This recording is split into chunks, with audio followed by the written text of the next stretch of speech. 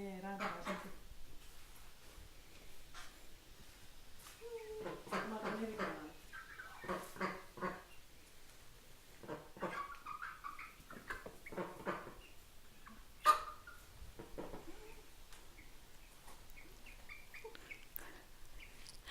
Onko se normaalia, että ne tulee tuolla tavalla syliin?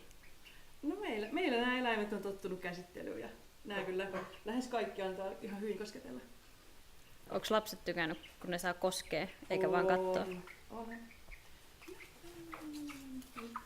Nyt ei haluta olla täällä kauempaa sylissä. Täällä on yksi karkulainen.